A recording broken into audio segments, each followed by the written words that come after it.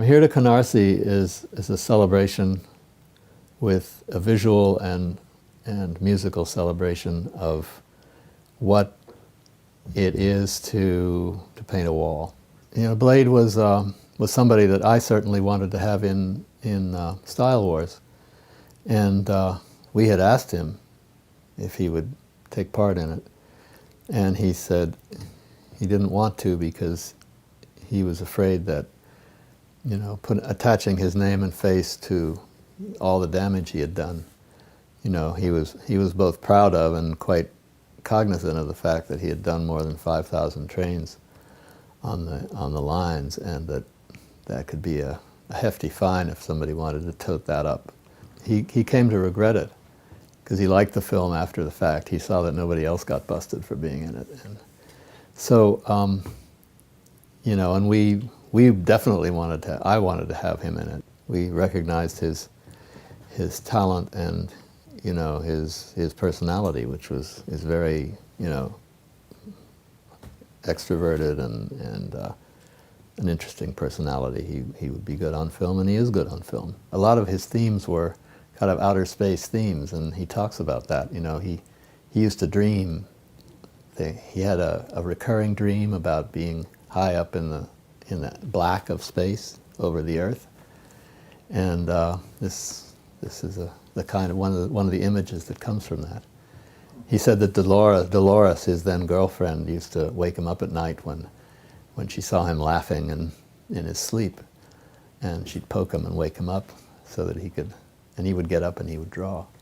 The kids who are doing this did come from a kind of marginalized and invisible place, and they changed that by virtue of what they did, by putting themselves all over the trains and the walls of the city and then the world. They're highly visible now and a known quantity and people with influence. And they've helped to change the way people see design, certainly, you know, visual and art, and but also in terms of ideas about social policy and what it means to be, what is public and who is the public, and how do you go about it? I mean, because obviously people who lived in these neighborhoods feel and felt that, hey, this is our neighborhood. Why don't we do what we want here? You know, who the hell are they to say that we can't do this where we live? We're the ones who live here. And it really changed things, I believe, and it's still changing things. And it has to be acknowledged, I think, whenever anybody, you know, thinks about who the people are who live in their cities. I think that very first thing of putting your name up, I am somebody, is, you know, has big social implications. Blade certainly was one of those people who burst out upon the world with his art.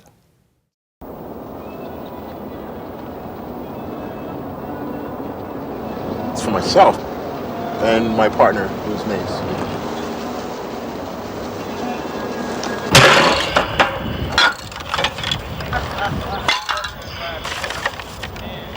Well, the reason that I use the name is because I use the name, and I always try to use the name in a different fashion or a different style each time that I use it, because the main and the whole real thing of graffiti is your name on a bus, you know, a subway, and, you know, wherever you put it. But it has to be the name, because that's what graffiti is all about.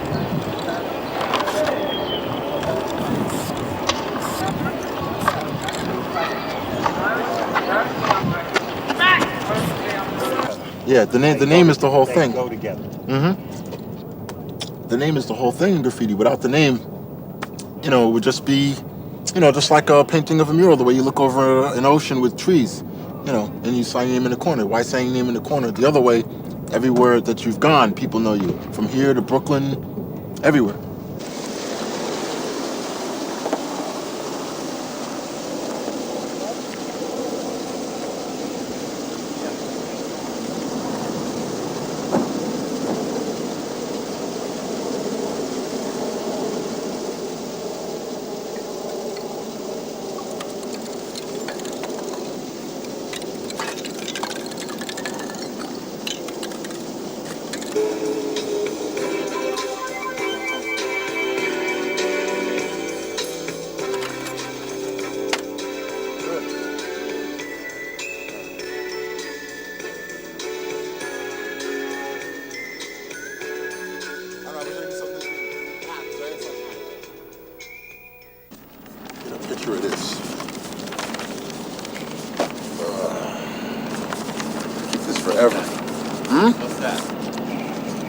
This is the permission to do this from the Borough Commissioner of the Bronx. Keep this forever. I'm gonna frame it. It says Maze 1 on this side, it says Blade on this side, and this black thing in the middle is an image in space, floating in space. And you know, it's whatever you see. When you see it in color, you just, you know, whatever you see. When you blast it out of your mind. You still gotta do this stuff. Yeah. And this part, he thought of the names, and I thought of this image part here in the middle. That's bad. That's bad. And then we're gonna paint the horizon first. I like this one. Get out of here, this guy. Get off your tip. People should look to graffiti because it's a different art form, like I said before. I mean, you can go to museums and go to different museums and see different artists, and it's something that you just saw and something from 50 years ago, and he was influenced by that, and this was this and this is that. And this, you can see there was no influence from it because it's a completely different thing that's only been around 16 years tops. He's doing this with a level. I mean, this is amazing because that should be on tape. Height? Yeah, it's straight, yeah.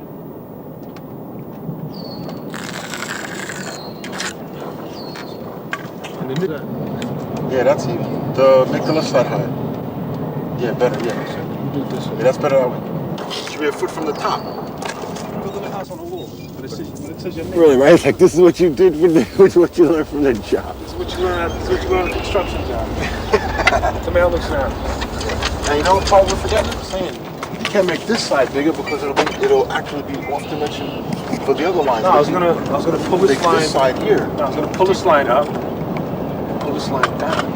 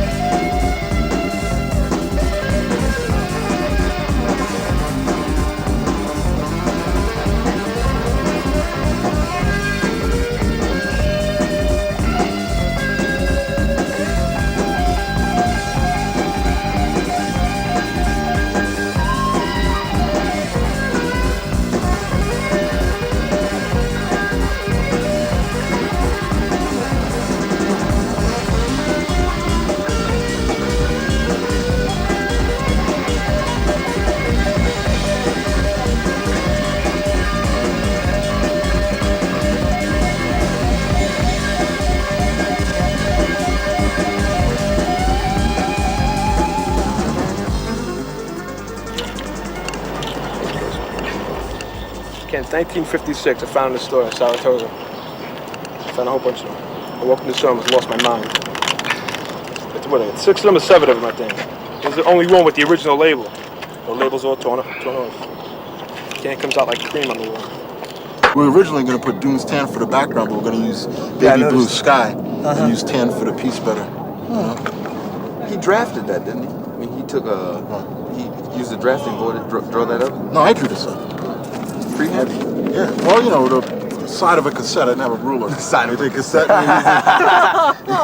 Because this looks like he used. Well, as you can see, this is still nice though. Yeah, I just drew this up with a. See, this is freehand. That's why I was asking. I was telling him about you guys doing this freehand. It's a shame that you couldn't have done it freehand without putting your chalk lines. But then you never know. It's good that he knows knows all that stuff. Otherwise, I wouldn't know what the hell I'm doing. No. So that's gonna look tough once that's But there. it's got to be. I'm hoping we have enough space. We put the B and M. That little space here. That little space to have clouds and sky here to give it that extra. Look like they're in front of it. Yeah.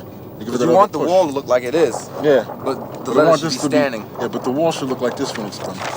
So it's like. Yeah. Hopefully it'd be this much space. Yeah, the top of the line. Yeah, Because I saw the line before. Because I wanted you to get that. I don't know. Definitely. Because the B's up there. You got the thing for the sailboat, and I see you had to cut You it can out. get that. more. If you can get that in there. This guy, the thing for the sailboat. That's what you see, man? He sees a sailboat. That's what it looks like. It looks like a sail. Oh.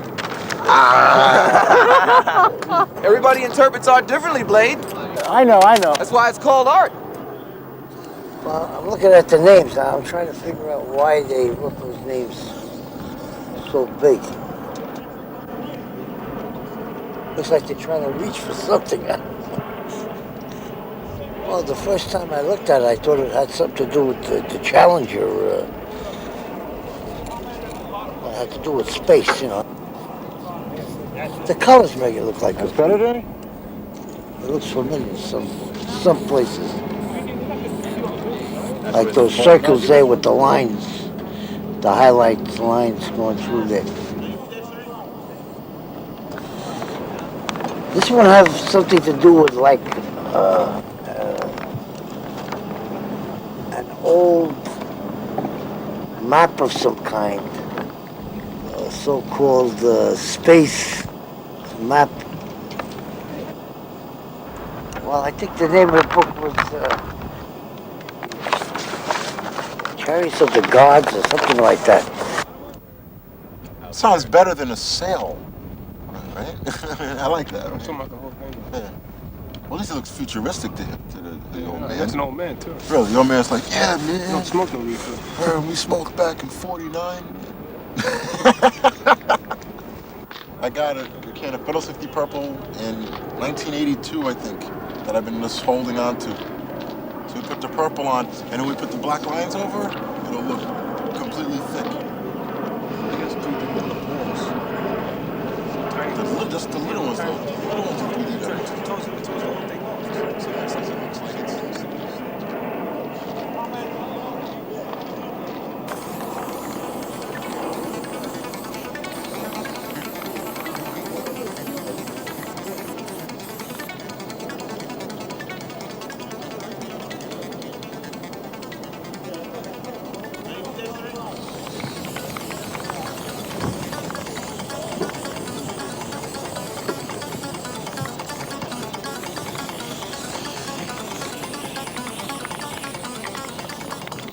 It wouldn't be as much procedure. We're trying to do it completely. It's like if you sketch, right.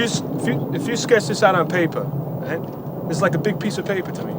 Just sketch it the same exact way. The thought of it on paper. Yeah, but if you drew it on a train, it's like if you pulled it off the original design and just stuck it on a giant wall. But if It's you got to be drew done it- the same exact way. if you drew it on a train, you would have to draw it with exactly the same precision, because on a train you wouldn't see it where it's just a permanent thing. You would see it as it passed by, or you would look at it close, and lines that are actually off 5 inches on a train seem straight. You know, on a train.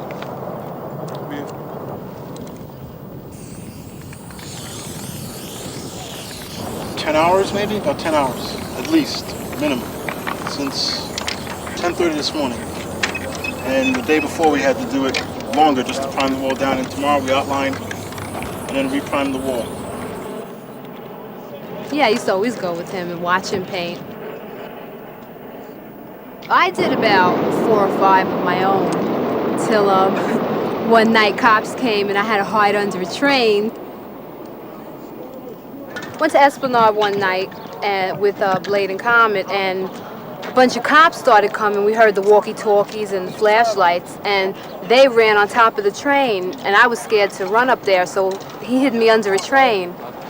Well, I don't do it illegally anymore, because to do it illegally at anything over 25 is just foolish. It's just a waste. It's not a point behind it anymore. I know people that are my age and people who are older that faithfully go to the trains every week, like we used to do 10 years ago. But 10 years ago, you were a teenager. Now you got rent, you got bills, a steady girl or a wife, family. You do different things. And these are people that are married, that have kids, that still go to trains every week, and they're almost 30 years old. And I stayed there for about 3 hours until they disappeared. They wouldn't leave. They kept coming back. And Blade and Comet were gone, so I just stayed under that train. just your own peers at that time. It was just something you did it for yourself, for your own personal satisfaction, and it was a different type of excitement other than, you know, we're going to go down to play basketball today, you know, because basketball is exciting and fun. But this was, each day you did it, you went different places all around New York City to Long Island to get paint and to draw ideas and to sketch and to go up on the tracks in the middle of the night and sneak out of the house. It was like a cunning kind of a lifestyle. It was interesting. He finally came back for me when the cops were gone. He came back and got me. And I had to lay under the train because he said in case the train pulls out, I have to lay still or else the train will roll right over me. So I was very scared. I kept hearing click noises. I kept thinking they were going to pull out the trains. So that was it for me. I never went back. It's great. I mean, you know, people, you know, I used to go out with chicks. They would actually go out with me and do anything I wanted. People would go and get me things and do anything. Me and Comet, who was my partner for 7 years, we could go anywhere from here to Canarsie, which is far, maybe 50 miles from here, and people would know who we were and be willing to like let us hang out in their house, get stoned, buy us beers, lunch, it was great. Get laid like this, man. I mean, you know. I'm glad this is almost over. Yeah, they can't figure out what the hell we're doing. This ain't the 50s, you know? We're gonna paint tonight until the Parks Department asks us to leave when they close up Orchard Beach. And we're gonna come back tomorrow morning about 7 o'clock. You know, when they reopen the gates, first thing in the morning. Do the last minute finishing touches, the outline, things like that. Okay, because I gotta draw the hand. Feels good. That's the way it came out so far. Looking good. Yeah, just gotta wait to outline it. Fix little things here, little things there. It's alright. Came out nice. Exhausted. I'm completely exhausted. Getting old.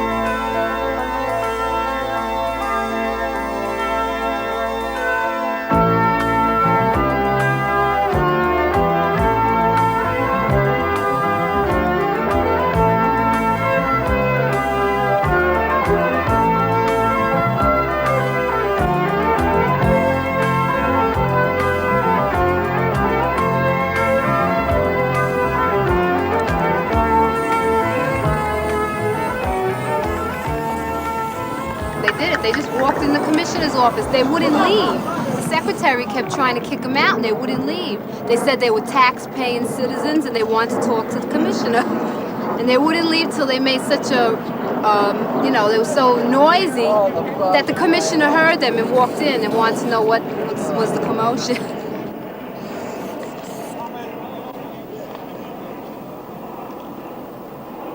You know, you have to get a permit to do these things. Otherwise, it's not worth it.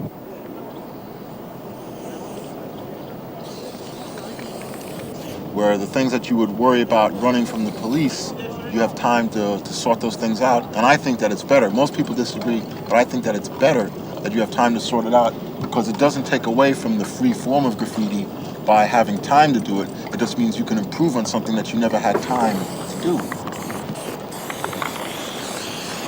Sure, part of the energy comes from fear and danger, but I have things that I've done that are more detailed on a train that I did 6 years ago than some things that I've done on canvas.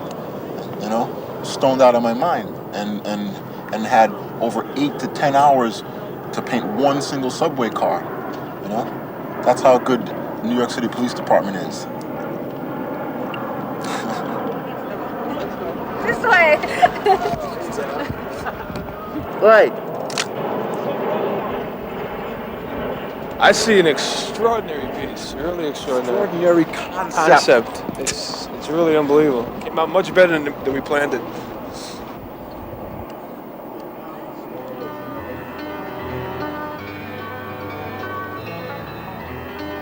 They love it in Amsterdam.